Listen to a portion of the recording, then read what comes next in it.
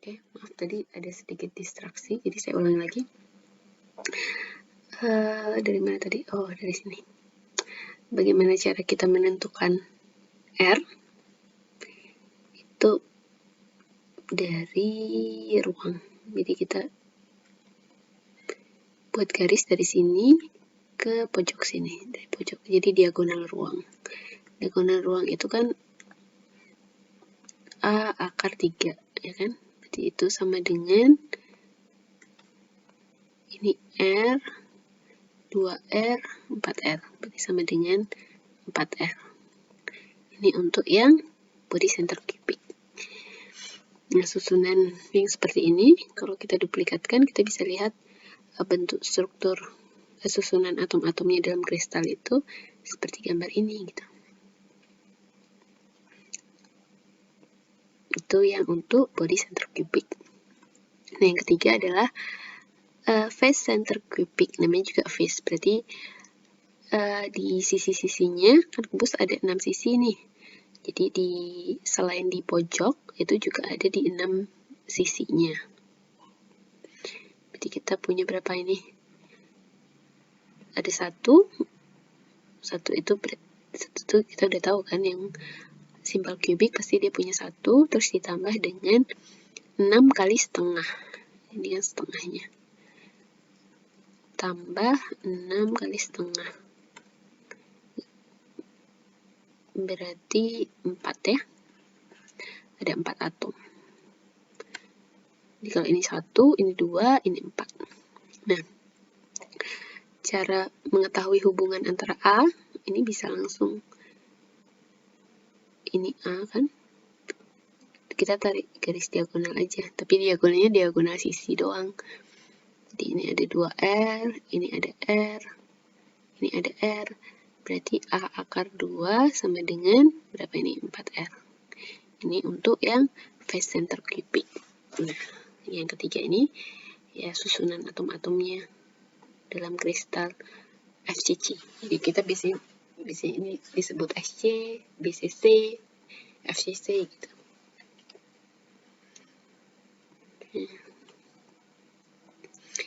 Nah, ini penampang kalau kita melihat body center cubic. Ini body center cubic itu pokoknya kubus, terus ditambah ada satu atom di tengah. Nah, ini kalau kita gambarkan, kalau kita lihat dari plan view, atau kita lihat dari samping, itu kan, atau bisa juga kita lihat dari atas, gitu kan. Karena kebetulan sisi-sisinya sama gitu. Jadi body center cubic kita bisa lihat dari atas gitu kan. Ini posisinya ada di A per 2. Jadi ini A, dia pas di tengah-tengah. Nah, contoh dari body center cubic itu adalah struktur kristal cesium chloride. Nah, cesium chloride ini basisnya apa gitu kan? Tadi kita sudah belajar basis ya. Basisnya itu adalah, masih ingat kan ya, di sini waktu kita belajar basis, kalau ini dalam satu unit sel itu basisnya ada 5 atom. Jadi 1 atom abu-abu terang sama 4 atom abu-abu kecil. Nah, kalau ini sebenarnya struktur dasarnya itu adalah 1 atom cesium dan 1 atom Cl.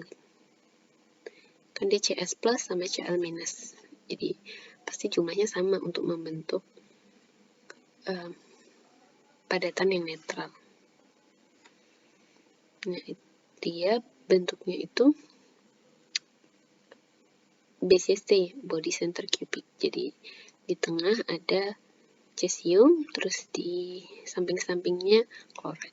Tapi sebenarnya kita juga bisa membentuk, sebenarnya ini dari sudut pandang aja sih. Jadi bisa juga kita gambarkan yang tengah itu Cl dan yang samping-sampingnya ini adalah cesium. Nah, ini yang plan view-nya. Kalau Z-nya sama dengan 0, di sini Z sama dengan 0, terus di sini 0,5, di sini 1. Penambangnya si cesiumnya ada di pas tengah-tengah. Kenapa saya bisa bilang basisnya hanya satu atom cesium dan satu atom Cl? Ya kalau kita lihat di sini kan jumlah atom Cl kan hanya satu gitu. Kan ini 1/8, 1/8, 1/8, 1/8. Jadi 1/8 kali ada 8 pojok Cl, berarti dia 1/8 kali 1 Cl, kan dia hanya ada satu atom Cl minus, terus sama satu atom Cs plus gitu.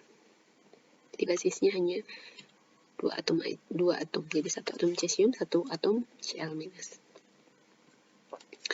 Kemudian yang phase center cubic, ini penampangnya kalau kita lihat ada di sini, di pojok-pojok pasti ada, sama di sisi-sisinya. Nah, salah satu contoh dari phase center cubic adalah struktur kristal dari NaCl. Ini yang ungu ini Na+, terus yang hijau ini Cl-. Nah, kalau kita lihat di sini, kalau kita tempatkan Cl ini sebagai titik origin, jadi Cl atau atom hijau ini ada di 0,0,0, sedangkan untuk atom ungu itu ada di setengah, sama kayak di sini. Ini ada di posisinya A/2. Nah, ini ada dua penampang. Kalau kita lihat di Z sama dengan 0, maka yang ada di pojok adalah atom atom Cl, sedangkan kalau di Z sama dengan setengah, itu yang ada di pojok justru atom Na. Kalau di sini Cl, ini atom Na. Nah, dari penampang ini, kita bisa lihat bahwa dia adalah phase center cubic, kan sama kayak ini. Jadi ini ada di 0,0, ada atom yang menempati posisi A/2. Ini juga sama di A/2. Jadi di sisi-sisi luarnya itu ada atom yang menempati. Kalau yang kita jadikan titik originnya itu Na, berarti yang ada di tepi-tepi nanti adalah Cl. Tapi kalau kita tentukan originnya adalah Cl, berarti nanti yang ada di tepi-tepi adalah atom Na. Nah, kalau melihat ini kan satu unit cell.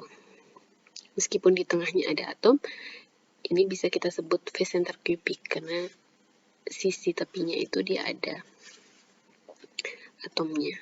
Nah, tadi kita sudah tahu kalau satu struktur kristal terdiri dari kisi dan basis. Nah, basis dari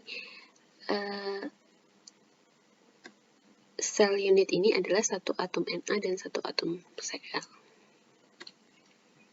Terus ada lagi satu contoh lagi untuk phase center cubic adalah apa ini?